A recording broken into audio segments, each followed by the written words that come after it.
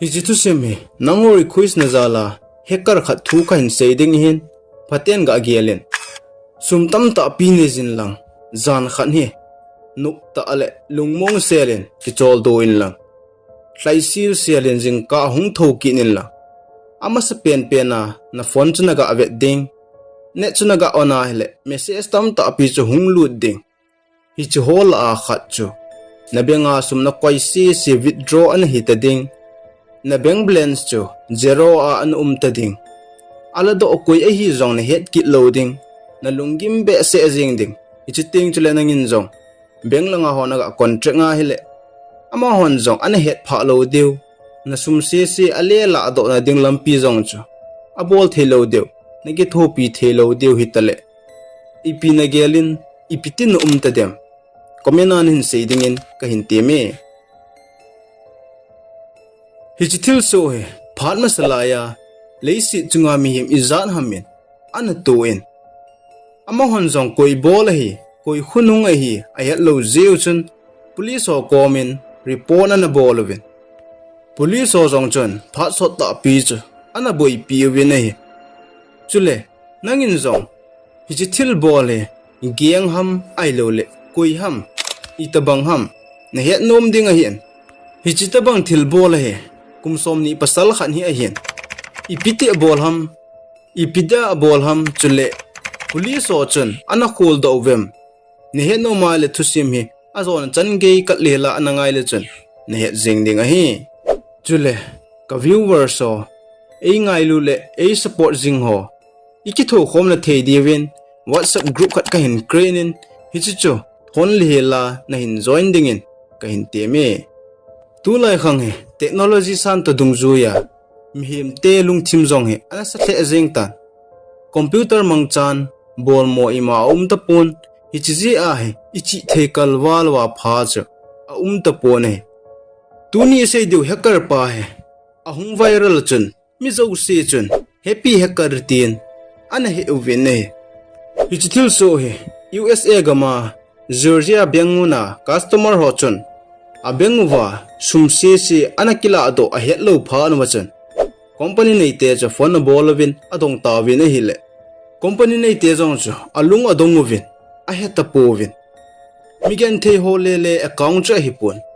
mi house ta business ball mi min thang ta ho account jong chu ana hi in hi company kha se chu hilovin company la lin pen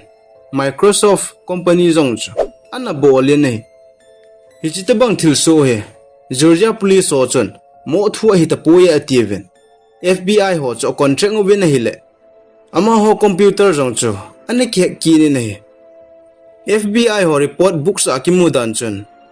happy hacker hen sangni le ko apat sangni le som la khat chan hi hacking ana bolen hi chi sungu chon bengzani le som le segi he ana hack do in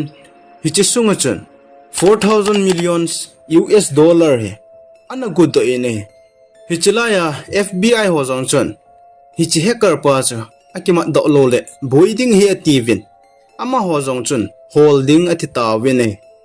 alang khana hacker pa jong chon bank to pi ta ho jong cho hack a bol panta police lam kai ho jong cha ki holim win mail hello hacker bol pa he hol do te ding ativin ama hon jong report book sa chun azi lu nu win a hin hol ta win he phaso thim ta khol zo wa hen ama hon jong a hin heta win hichipa he Algeria a hacker khat chu hen amin hi Hamza Bendelats a hi ne he hichipa chen FBI agent ho chun ain khul ta win a hele thil zo se chu a hin heta win Hamza he software engineering khat jong an hi in akum hi kum som ni bu an hin lai jin hi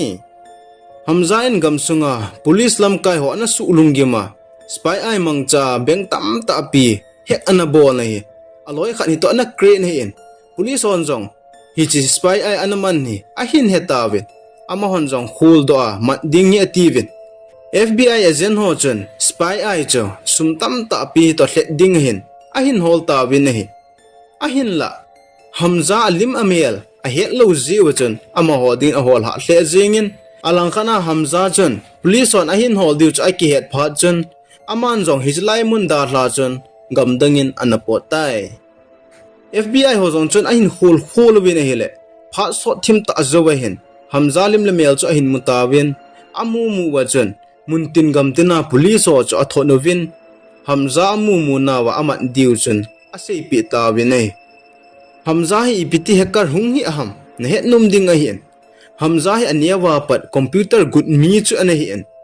computer school ho en zong ana kayin ahung le che le hek ho he ahung ki chuen azo zon ai hacker hung ki su ai hitai Hamza in sum le ana gupun aloi khan hi to mi phone ham ai lo wale laptop ham computer sunga mi personal ho chu agudan ana ki chu hanin athem hon chun mi personal thil ho zong chu ana ki ku ji hanin hi hichana ana to khompi pa aloi pa min hi penin hi to spy a ana screen hanin hitia cha beng ho asum ana gu ji hon hi aloi pa zong hacker khan ani hi je chun amani za apang khom hanin hiti chun pha so thim ta he beng thupi ta ho ana chomkin hanin nei ahin la ama wang se chun sani le som thum kum chun police on anaman ta we nahi